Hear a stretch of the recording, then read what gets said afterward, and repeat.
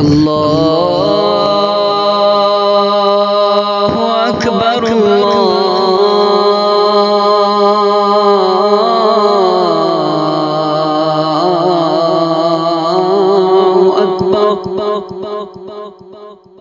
السلام علیکم ورحمۃ اللہ وبرکاتہ۔ آپ سبھی کا ہمارے چینل طاہرہ دینی تعلیم میں خیر مقدم ہو۔ جی دوستوں، بہت دنوں کے بعد اللہ تبارک و تعالیٰ کا فضل ہے، اللہ نے ہمیں دوبارہ لب کشائی کرنے کی توفیق دی۔ قرآن پاک کی آیت ہے شہر رمضان الذی انزل فیہ القرآن ھدی للناس وبینات من الھدی والفرقان۔ ہمارے سامنے ابھی جو ایک مہینہ آنے والا ہے وہ ہے رمضان المبارک، رمضان کریم مقدس مہینہ ہے۔ تو اس مہینے کو ویلکم کیسے کرنا چاہیے، اس کا استقبال کیسے کرنا چاہیے؟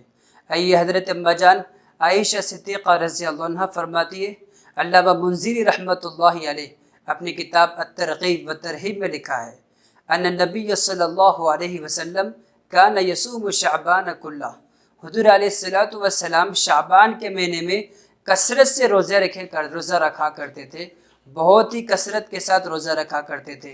محدثین نے لکھا اللہ کے رسول آپ نے روزے کثرت کے ساتھ شعبان کے مہینے میں کیوں رکھتے؟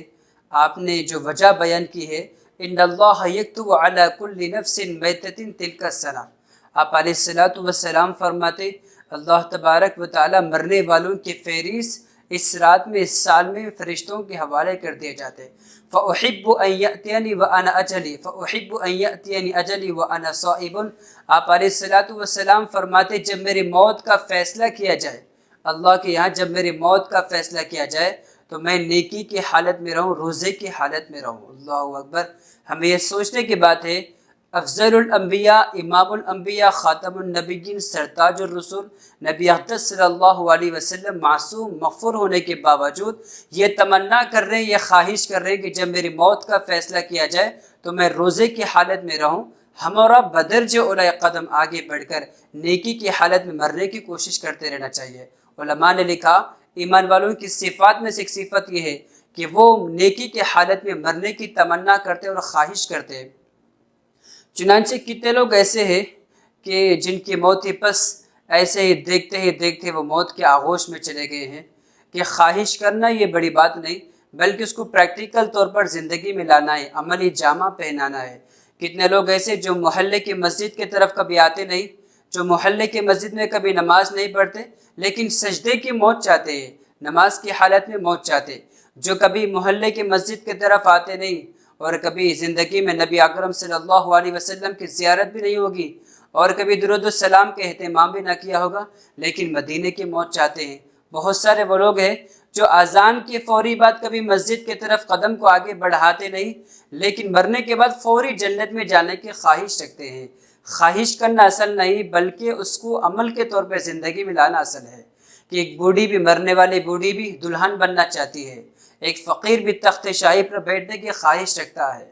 خواہشات بہت سارے لوگ کرتے لیکن آپ علیہ السلام نے جو ہمیں سبق دیا ہے کہ خواہش ہی نہیں بلکہ آپ نے سارا شعبان، راویوں نے لکھا کثرت کے ساتھ روزہ بھی رکھا ہے۔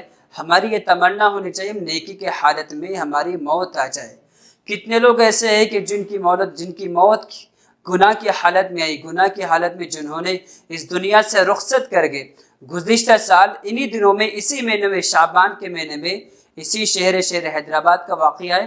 ایک شخص اپنے بھانجے یا بھتیجا کا سانچک کا رسم کر رہا تھا، ایک طرف ویڈیوگرافی بھی ہے، گانا بجانا بھی ہے اور ڈول مچانا بھی ہے، سب کچھ خوشی کا منظر ہے، لیکن سانچک کی رسم ادا کرتا کرتا وہ دنیا سے انتقال کر گیا۔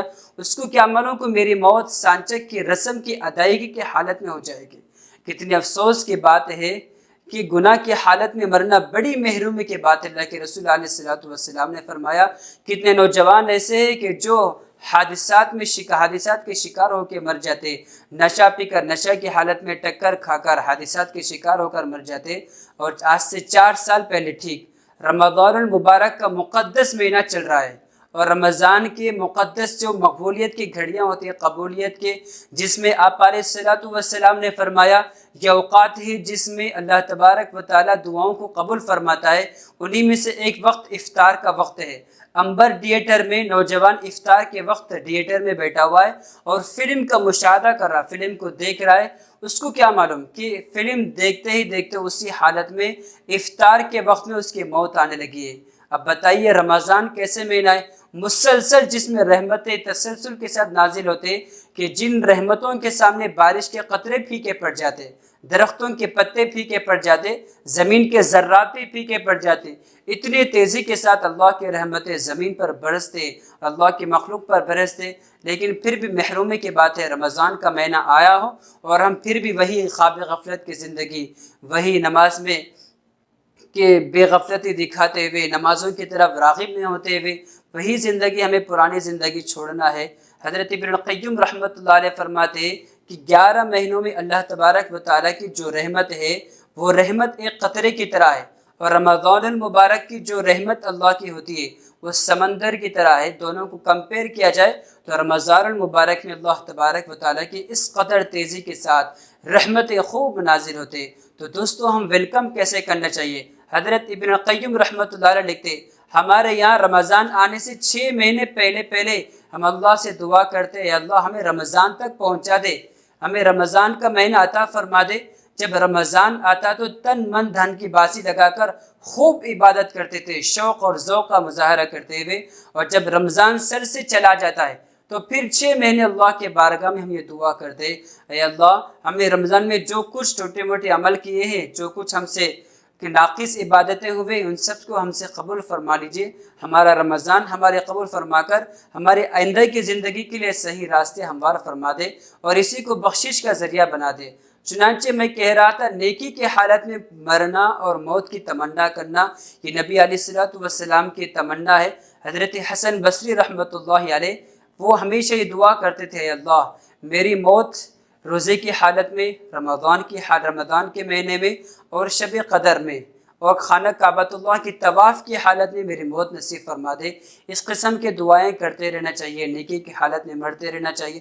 اللہ حضرت حکیم الامت مولانا اشرف علی تھانوی رحمۃ اللہ علیہ کے خطبات الاحکام میں رمضان کا جو آخری خطبہ ہے اس میں انہوں نے یہ بات لکھا فاستقبلوا بالشوق والحیمان کہ رمضان کا استقبال ویلکم پرجوش انداز میں کرو، اچھے ذوق اور شوق کے ساتھ رمضان کا استقبال کرو۔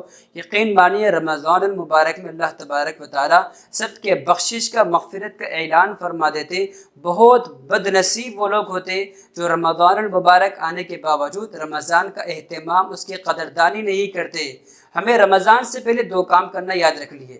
ایک سب سے پہلے گناہوں کو چھوڑ دینا ہے۔ ایک صحابی رضی اللہ عنہ اللہ کے رسول علیہ السلام کی خدمت میں حاضر ہوئے اور کہنے لگے اللہ کے رسول میں اللہ کا محبوب بننا چاہتا ہوں، پسندیدہ بننا چاہتا ہوں، آپ مجھے کوئی وظیفہ بتلائیے۔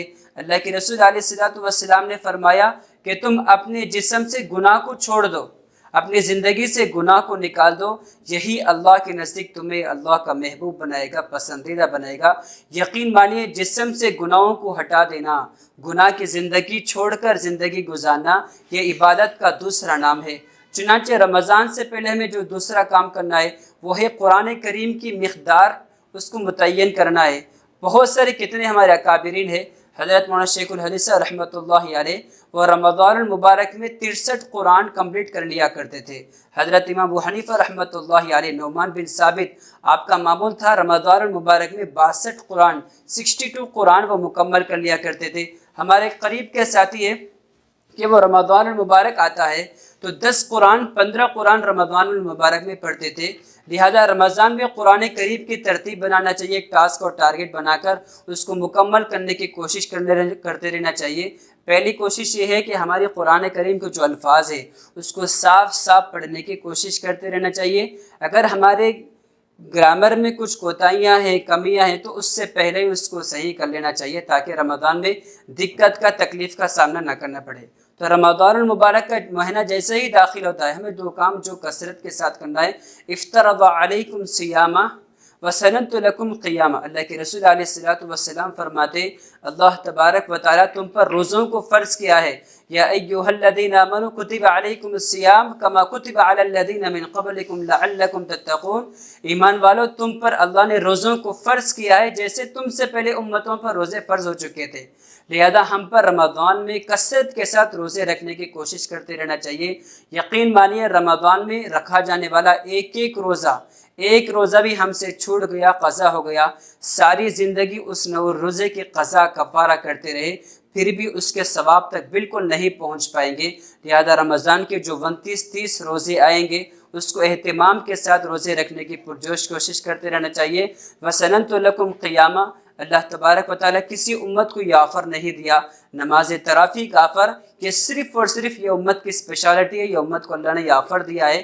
نماز تراویح کے کتنے فضائل میں بیان کروں، صرف ایک سجدے میں اللہ تبارک و تعالیٰ 1000 نیکیوں کو عطا فرماتا ہے، قیام کا ثواب الگ، رکوع کا ثواب الگ، سجدے کا ثواب الگ۔ لہذا نماز تراویح ایک ممتاز نماز ہے، اللہ تبارک و تعالیٰ کے قریب کرنے والی چیز ہے۔ تراویح کو بھی اہتمام کے ساتھ کرنے کی کوشش کرنا چاہیے۔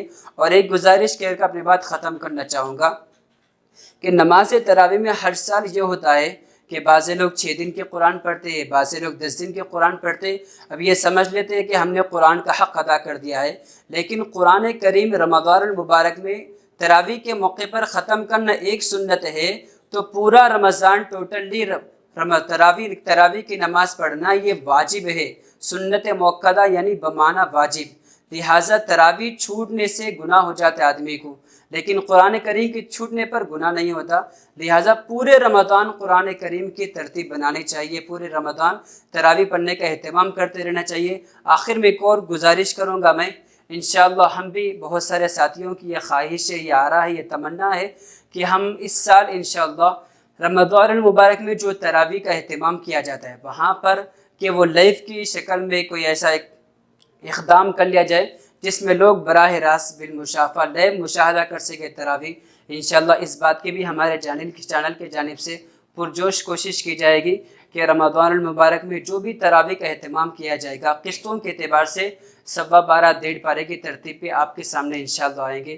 دعا فرمائے اللہ تبارک و تعالیٰ میں رمضان المبارک کی صحیح معنی میں قدردانی کرنے کی توفیق عطا فرما دے، اور یہ رمضان کے ذریعے سے اللہ پاک ہم سب کے مرحومین کی مغفرت فرما کر ہمیں صحیح زندگی صحیح وقت گزارنے کی توفیق عطا فرما دے۔